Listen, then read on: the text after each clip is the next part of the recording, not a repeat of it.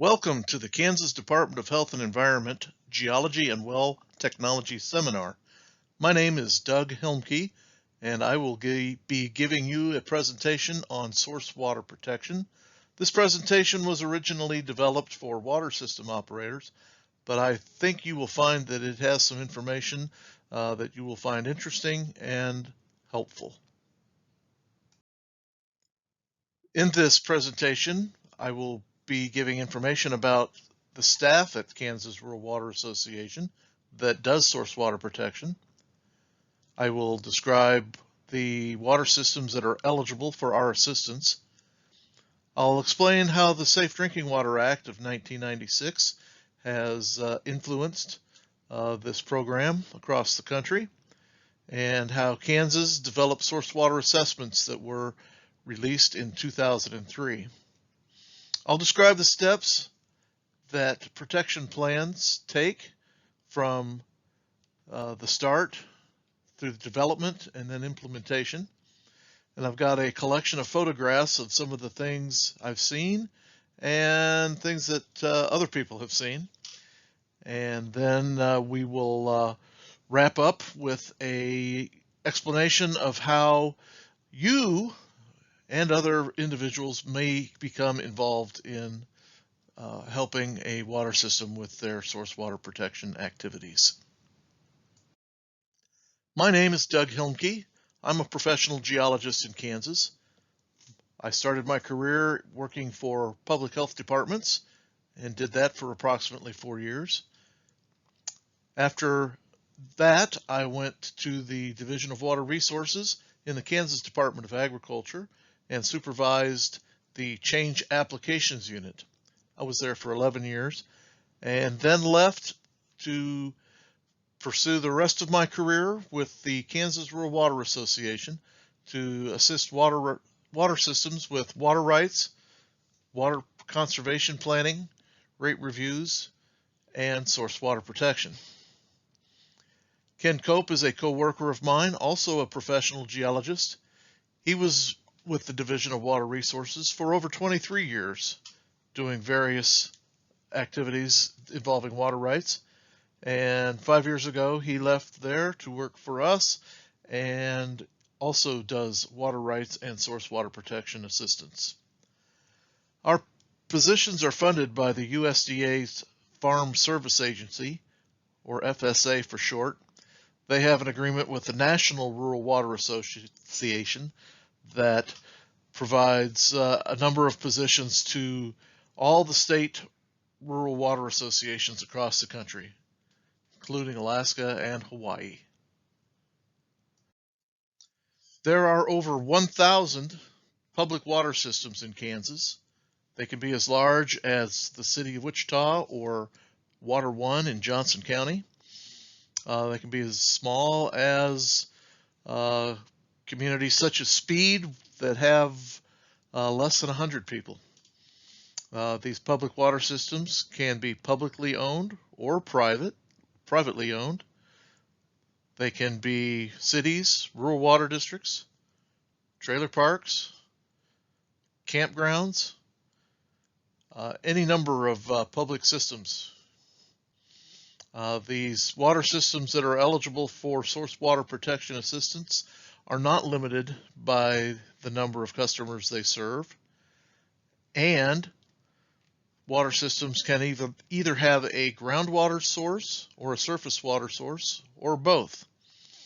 In the early days of water protection, these protection plans were limited to water systems that used groundwater, and they called them wellhead protection plans. Through time and with the success of these plans for protecting groundwater, the same concept could be applied to surface water, although the protection areas are usually much larger. And the names were changed, or the name of the planning was changed to source water protection to cover both groundwater and surface water. Source water protection is not a new concept. In fact, the Jamestown colony in Virginia had a regulation to prevent the contamination of their limited water supply. And Article 1.23 of the Articles, Laws, and Orders for the colony stated this, and I'll try to read this since the actual spelling of the regulation is somewhat hard to read in our modern English. There shall be no man or woman, launderer or launderess, dare to wash any unclean linen, drive bucks, or throw out the water or suds of foul clothes in the open street, within the palisades, or within 40 feet of the same, nor wrench and make clean any kettle, pot, or pan, or such like vessel within 20 feet of the old well, or new pump, nor shall anyone aforesaid within less than a quarter of 1 mile from the palisades dare to do the necessities of nature, since by these unmanly, slothful, and loathsome immodesties the whole fort may be choked and poisoned with ill airs, and so corrupt as in all reason cannot but much infect the same. And this shall they take notice of and avoid, upon pain of whipping and further punishment, as shall be thought meet by the censure of a martial court. I found it was interesting that the Jamestown colony had an old well and a new pump. It suggests to me that maybe the old well had already had some contamination issues. I don't know that for a fact. But one of the things I found interesting is that at this time, it was widely believed that the foul smell is what caused people to become ill. I mean, that will give you that feeling, but we all know that the microbes in the water are actually what killed people when they died of such things as typhoid. They almost had the correct association with the cause and effect. They just did not understand the vector. There were some source water protection activities that occurred in the late 1980s. I know that at least two of the groundwater management districts had done some source water protection activities with the municipal water right holders in their districts. But it was not in 1996 that the Safe Drinking Water Act was amended to require all of the states to have source water assessments made of every public water system within their state. Kansas, for a while, I was told, considered just kicking the can down the road and telling all of the water systems, this is a requirement that's been put on you, figure out how to do it. They decided not to do it that way. They hired a contractor who put together some databases and then also created a online survey that the local water system personnel could complete to come up with a relative score to complete the assessment. These source water assessments were completed and published in November of 2003.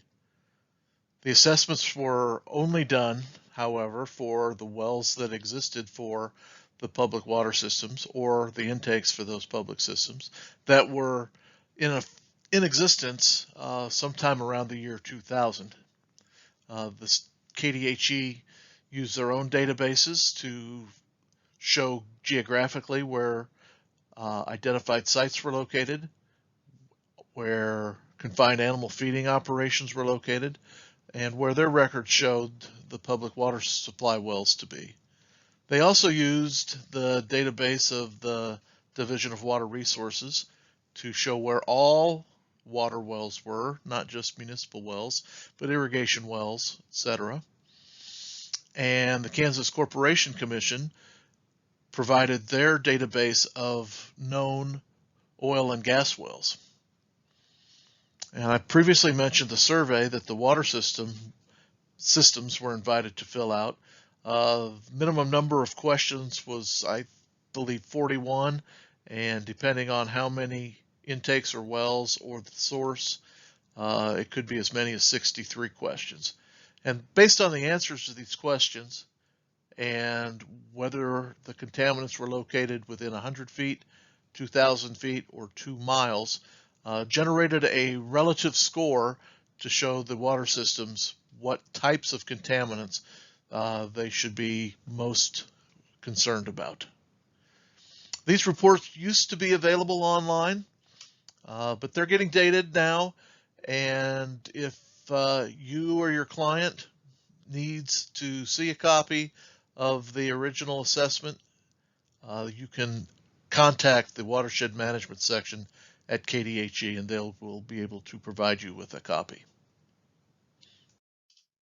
When the EPA developed source water protection planning as a goal for the nation, they were primarily concerned about contamination that would affect the water quality and thus require a public water system to either relocate their well field, their wells, or their intakes, or build an expensive treatment plant.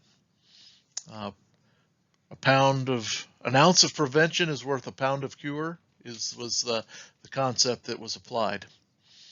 Kansas Rural Water Association understands that, but will also look at other factors that could negatively impact the supply of clean and inexpensive drinking water to customers. So our goals are to assist public water systems in reducing or eliminating potential risks. We will develop a listing of the potential contaminants that are found in the area that is believed to contribute to the recharge of the aquifer or the stream, and then other threats. I'll mention some of those later.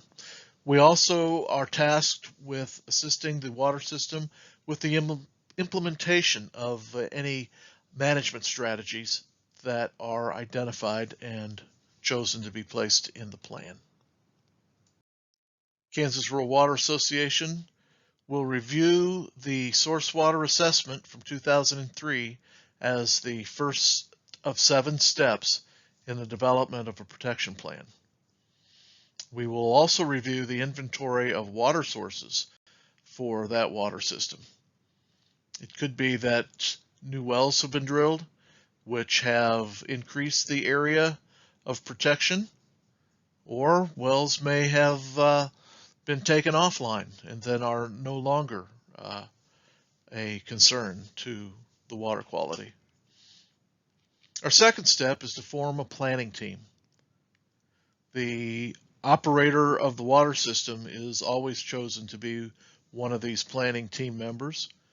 We usually ask a member or two from either the Rural Water District Board or the city's council to sit on that planning team, since that board or council will ultimately be the body that adopts the plan.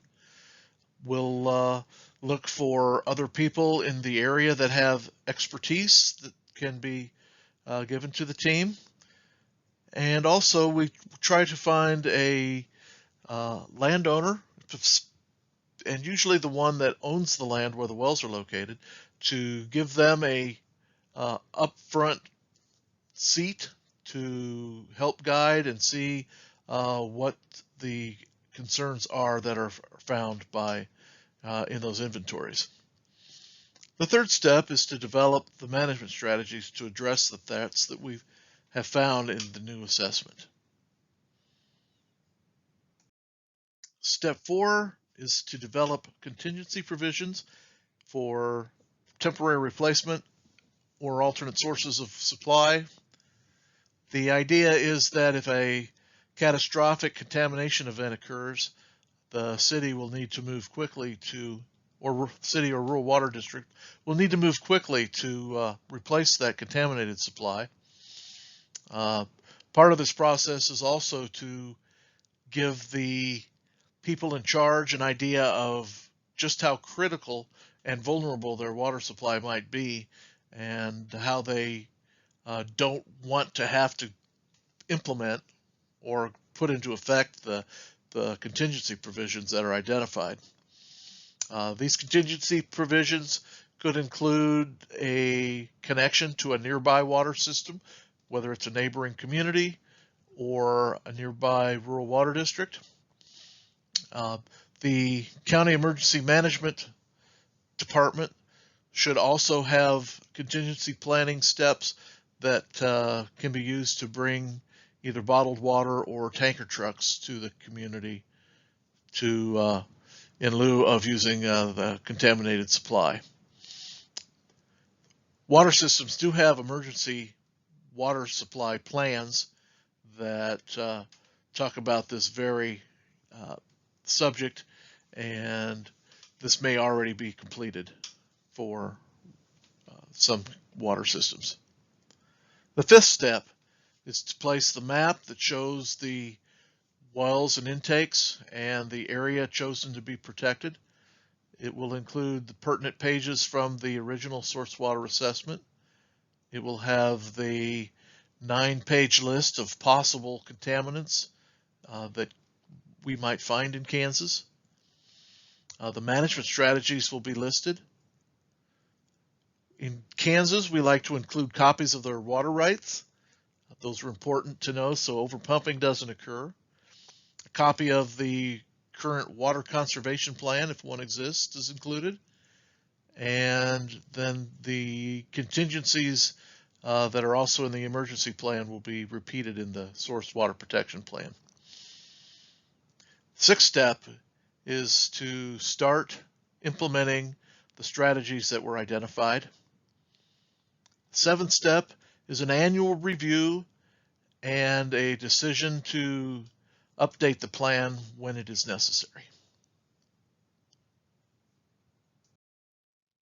I have provided Kansas Rural Water Association's address, telephone number, and email address, well, website address, if you want to get more information.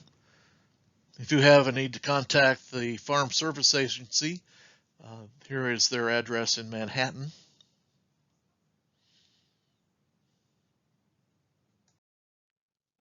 The Kansas Department of Health and Environment is a repository for all the source water protection plans that Kansas Rural Water Association develops. They're currently located in downtown Topeka. Their phone number and web address is there. The United States Protection Agency, EPA, is located in suburban Kansas City. They provide support and information to help us provide robust source water protection plans. Many of you remember Bob Vincent, a groundwater geologist who was in business for himself for over 20 years and whose son has taken over.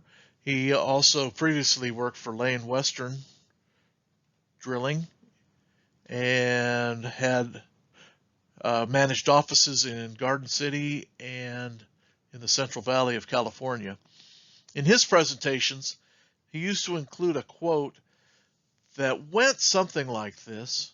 I believe this might not be in a chemical perspective quite right, that combustion, of course, creates carbon dioxide and water, but for the most part, the statement is true, that all the water that will ever be is what we have right now.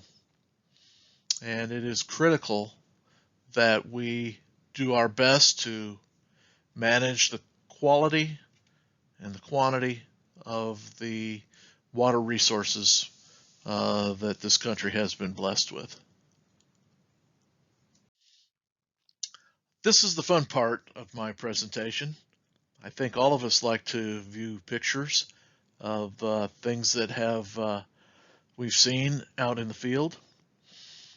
One of the management strategies that I used to put in almost every source water protection plan was that the public utility would let their residents, or remind their residents, and inform visitors to the area that their activities could make a difference in the protection of the water quality that that community used.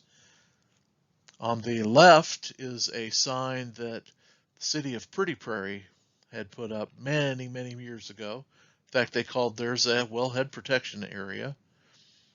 They are located south of Hutchinson, probably the best way to describe it, in an area of shallow groundwater overlain by coarse sand, and it was a great area for center pivot irrigation to be developed. Over time, it was not well understood that the nitrate in the fertilizer could easily be pushed down beyond the root zone, or the corn and other crops root zones, and the groundwater in that area has very, very high levels of nitrate. The city of Pretty Prairie has been providing bottled water for probably 30 years.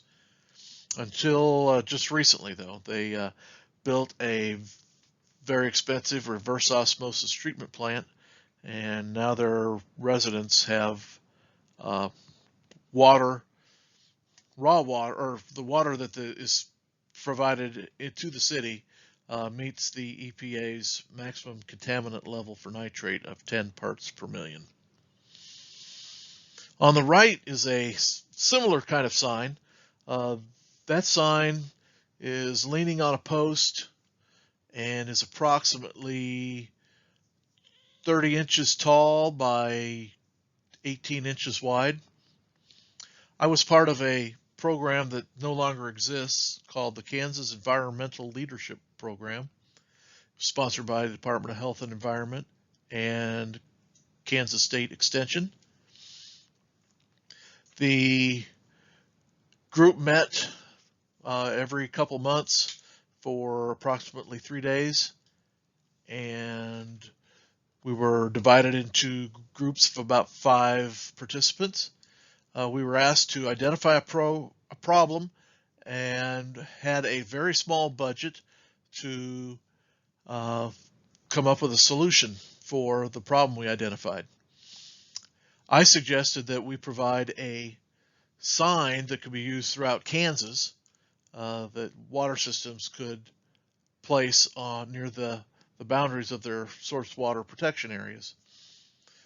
I found that the county and state transportation departments are not, I guess, very cooperative with the placing of signs in their right-of-way, and most water system personnel thought that placing signs would only invite vandalism, and not many of these went up.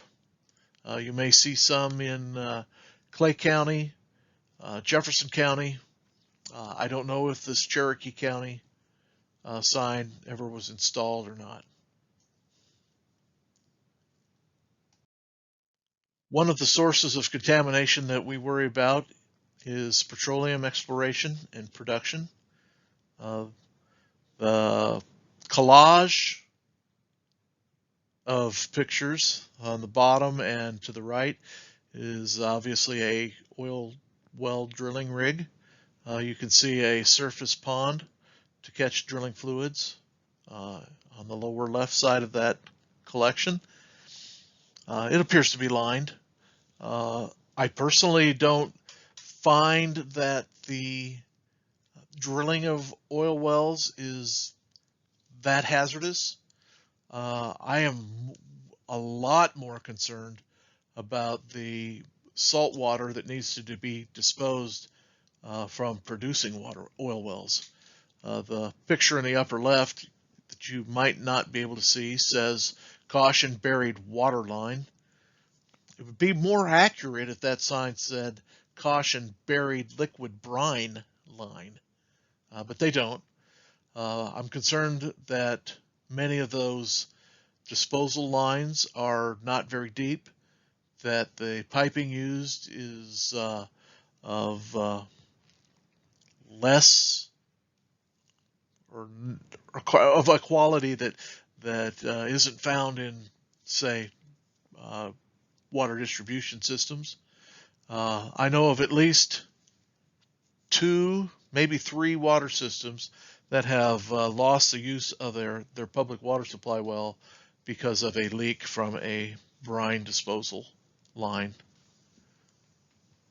So we try to identify these and encourage the leaseholders to make sure that those stay in or are maintained and stay in good integrity. When we do the inventories for source water protection planning, we look for abandoned water wells and cisterns. These depressions in the ground can be hazards to the water quality, not to mention human lives for someone that might fall in an old well, or for animals, wild and domestic.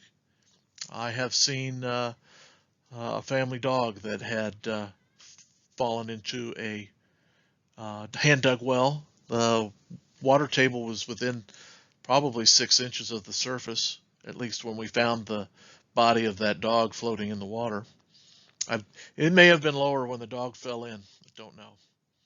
But these need to be filled and plugged. The well on the right with the hand pump, that's in the middle of a cornfield in Ness County, not far off of Highway 283. I believe that's the correct number. And the depression with the stone lining around the outside, that's a hand dug well that's on the lot next door to my house. It appears to be silted in. I did not jump in the middle of it to see how far I might go, but I think that's been naturally plugged. But nonetheless, those abandoned water wells are everywhere, and we need to take care of them. Dumps can be a problem. Many times, people that are too lazy to use someone else's dumpster should be no fine for that, I would think. Like to go to remote areas and have steep banks for some reason, throwing it over the edge where it stays out of sight from the roadway must be an inherent bias that humans have. Anyway, I was on a gravel road on my way to take some pictures, and I noticed these batteries that fell out of a truck or were thrown out of a truck. I stopped, took pictures, and went on my way. It wasn't until the next day or so that I thought, there was some economic value in those batteries. Why didn't I pick those up? Well, I went back and looked. Somebody had the same idea I did. They were just quicker to come up with it. This is where I was headed when I ran or drove past those batteries. I was aware of a rural water district well that was located in a location that I thought was less than ideal. It appears that the rural water district and a landowner had agreed to the location of a water well on the farmer's property. However, it appears that they did not specifically say exactly where that water well was going to be located. And when the driller showed up, the landowner probably met them and said, "Drill it here." And they put that water well right in the middle of the ditch between the road and a cornfield. So we have pesticides and herbicides to worry about from the cornfield. We've got runoff from the road, which could be anything that vehicles are carrying or salt that might be used to melt ice. It's hard to say, but that well is is poorly located.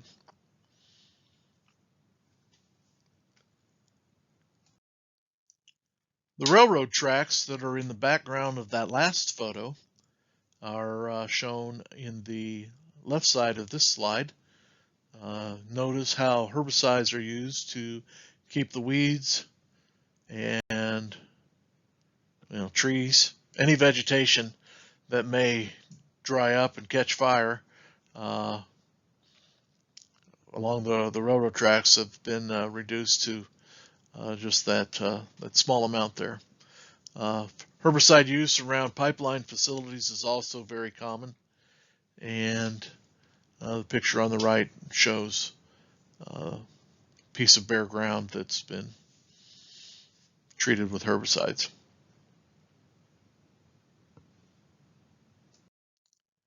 We're going to continue to pick on railroads here a little bit. The pictures on the left side of the Union Pacific locomotives are one in the same location. There had been some heavy rains in this area southwest of Wichita. I don't know if this is the Chikaskia or the Ninnascaw River, but apparently there was some indication that the engineer was able to notice as he approached the bridge that things weren't the way they should be. It appears brakes were put on, but it did not. He was not able to stop in time before he got to that area where the bridge was starting to sink into the riverbed. It must have been that engineer probably has an amazing story to tell. So on the upper right side, the BNSF locomotive that's on its side and has its nose in the Wind River in Wyoming. You can notice the red colored fluid. I believe that's diesel fuel that is leaking out of the locomotive and into the river. My counterpart from Wyoming Rural Water Association used this photo, or referred to this incident anyway, in a presentation he gave where he was emphasizing the need to practice emergency response. There are a number of water systems that were downstream of this canyon where this locomotive hit a rock and was thrown off the tracks and into the river.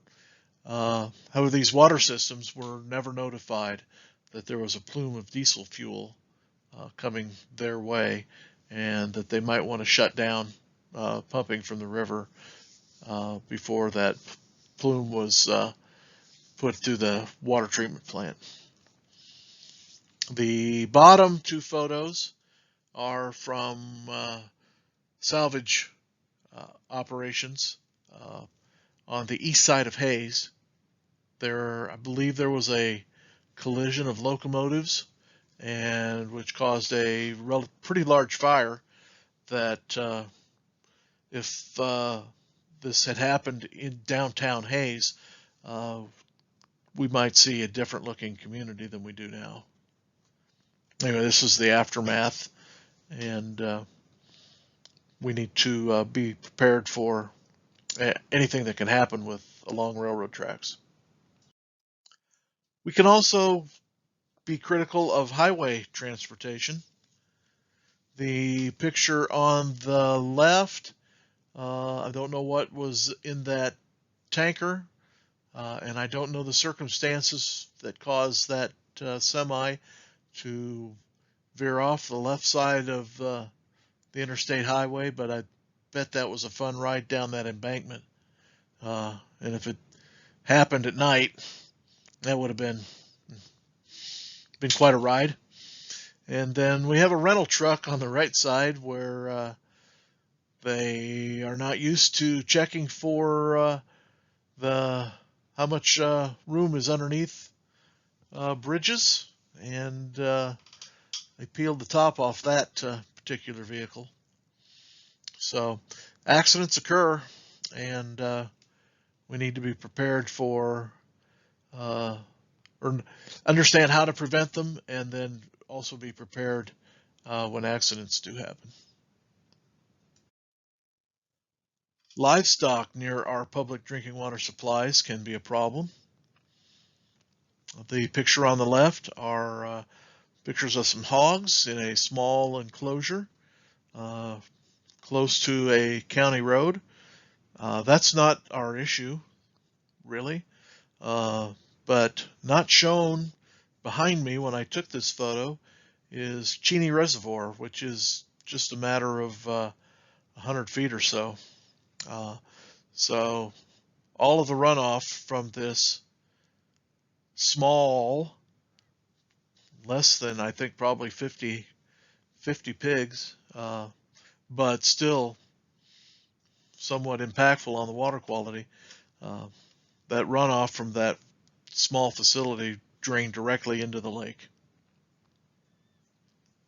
On the picture on the lower right, that white cube is a dead livestock carcass holding facility. It's hard to tell, but farmers in the area were encouraged to drive up a driveway on this side of that cornfield on the right side, stop to unload their dead cattle in that structure, and then exit toward the place where I was standing when I took the photograph. I haven't seen many of those anywhere before and haven't since, but for whatever reason, this facility was located about a quarter mile from two different rural water district well fields. It has been removed. Can anyone guess what this is? Nah, everybody knows what this is. This photograph is from a community in Kansas. They had this restroom facility located in their city park next to their ball fields. Just to the right is a creek that flows away from this restroom facility, and the opposite side of the creek, less than 500 feet away, is one of the city's municipal water supply wells. It could be that the water table is such that anything that leaked out of the holding tank under this building could have discharged to the creek and did not affect the water quality at the water well. But I don't know that, and I don't know how permanent that condition could last. If the water table would be lowered by drought or by pumping, it sure seems clear to me that human waste could easily find its way to the municipal water supply well. I put it in the plan for this community that they needed to either hook this up to a sanitary sewer or remove it completely. And the city clerk blurted out, "That's not a problem. Nobody uses that anyway." Well, look how well it's maintained. It's got fresh paint. It's got power. The lights worked. I went inside, and believe me, it was being used. Here's an example of some of the things we worry about that aren't water quality issues. The city of Elkhart has a number of water wells inside these large steel well houses that you see on the edge of the upper photograph. These photographs are, or these water wells are located maybe 50 feet north of the county road. What's interesting about this county road is that it's the state line between Kansas and Oklahoma. Well, the landowner in Oklahoma decided that he needed an irrigation well, and he went and filed with the Oklahoma Board of Water Resources and got a permit to drill an irrigation well approximately 100 feet away from one of the city of Elkhart wells. I got a phone call from the operator and said, Is there anything I can do to stop this? And I called the state of Kansas to see if what kind of cooperation they might have between the two regulatory authorities, since they do have a compact uh, with the on the Arkansas River, but I was told that this really hadn't ever been considered, that Kansas and or Oklahoma would issue a permit that might be too close to a water well in one or the other states. It so happened that the landowner decided that he might use that water well for the irrigation, or not the irrigation, watering of cattle. I don't know that that ever happened or not. I hope it didn't. But in this case, there really wasn't much we could do. It depends on public or the cooperation of the people to make sure that they do the right things.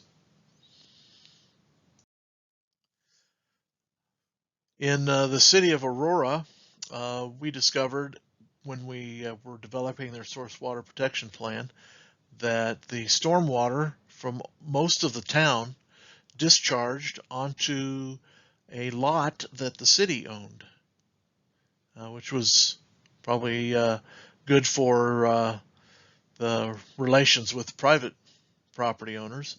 The vacant lot really wasn't that vacant, however. There were two municipal water supply wells located on this vacant lot, and previous agreements existed with the local township where they were allowed to store their road maintenance equipment and the fuel for that equipment on the city's vacant lot.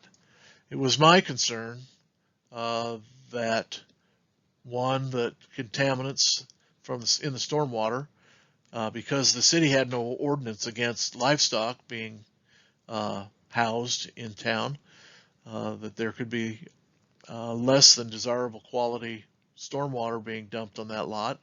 And then the fuel tank that you see in the upper left photo, if there could be a large storm, it's possible that fuel tank could be blown into or next to or into one of those well houses and potentially contaminate the aquifer through the well itself. We decided that it was a worthwhile project to reroute where the water was discharged. In the lower left photo, that old culvert was removed and a new culvert was put in across the road that comes toward the backhoe from the right side of the photo. So we cut a new crossing through that road and redirected the flow to run to the east side of town instead of the south side. We also got the township to agree to allow their employees to park the road maintenance equipment at their homes in the township, and then also to have their own fuel tanks at the site of the employees' homes. So this was a good project that we implemented. Here's another example of an abandoned water well. The lower two photos shows an old hand pump that's somehow not falling into a small clay tile cased well. One of the pieces of casing was put on top of that hand pump, and you can see it in the upper photograph on the far left side where the clay tile is used as a warning marker for people farming or spraying those beans that are there, or when they harvest them. On the far right side of that upper photograph, in the tan colored building, is a well house or chlorination building. There's also a well there, and there's a second well that is located on the corner of this soybean field. This was a little bit complicated because the mayor of the community farmed this piece of ground, and there was a resident that was accusing everyone on the city council of somehow economically benefiting from being on the city council, and the mayor did not want to do anything that made it look like he profited from being mayor by having that well plugged. I've been told that it's been taken care of, but it took a few years. Like that previous rural water district well I had a photo of, this photo is for a community in northeast Kansas. These wells are well, somewhat off Highway 24, but I'm not sure that they, well, I know that they could be better protected with either some berms or some barricades, but the intersection there was probably one of the worst intersections in Jefferson County for vehicle accidents. And it was my concern that a semi speeding along at 70 miles an hour could leave the roadway either because of a collision or to avoid one and end up running over one or both of the water supply wells for this community. That fencing around that well will not stop a speeding vehicle, and could knock the top of that casing off that well and expose it to whatever's being carried by those vehicles. Still on transportation, the Kansas Department of Transportation has many salt storage sites across the state. This one is in Topeka. I don't know what happened, whether it was brine or just the dissolution of rock salt, but they've done a good job of weed control downstream of the facilities where their salt is stored. The city of Stockton has lost the use of a water well because of improper ice melting materials storage by the Kansas Department of Transportation. It's pretty obvious where the salt came from that's impacting that water well. You can see salt crystals in the story or in the soil right next to the water well. This is an interesting thing we found when we developed a source water protection plan for a community. Less than 500 feet away from one of the city's water wells, we found a smaller well that was drilled at a alfalfa dehydrating plant. Apparently this alfalfa dehydrator, to encourage farmers to grow alfalfa, will provide pesticide control for that alfalfa. And I believe that's what's stored in the large white tank in the background. The black hose, it's laying on the ground on the left side, appears to be long enough to reach that pipe that's hanging down at an angle with some kind of a quick connection, so they can fill that tank with water to dilute the concentrated pesticide or fertilizer. I don't know what kind of backflow prevention is on that. We were concerned about the way that hose was stored, just the location of the well itself to the city's well. And when we got out and investigated further, we found that this brown tank on the right side was being used to store used motor oil. So we were accused of trespassing after we took these photos and pointed out the problems we had. So I'm not sure if this situation has been resolved or not. Hopefully it's not as that they've decided to move that used motor oil storage container somewhere else to at least eliminate some of the threat to the water quality. We can't write a regulation for everything that occurs out in the world. In fact, rural water districts don't have any regulatory authority anyway. So we rely on strongly on education and trying to educate people on doing the right things. This is a photo that appeared in the Topeka Capital Journal. This lady apparently recently relocated to Topeka from Florida and has had previous experience driving on the beaches at Daytona, and saw this huge sandbar out in the Kansas River that she thought she could access from this boat ramp at the Oregon Trail State Park behind the governor's mansion. Well, she didn't get very far before she buried those back wheels of her Cherokee or whatever that vehicle is. But she had to get that towed out, and we can't predict everything that'll go wrong, but hopefully we can reduce these things from happening.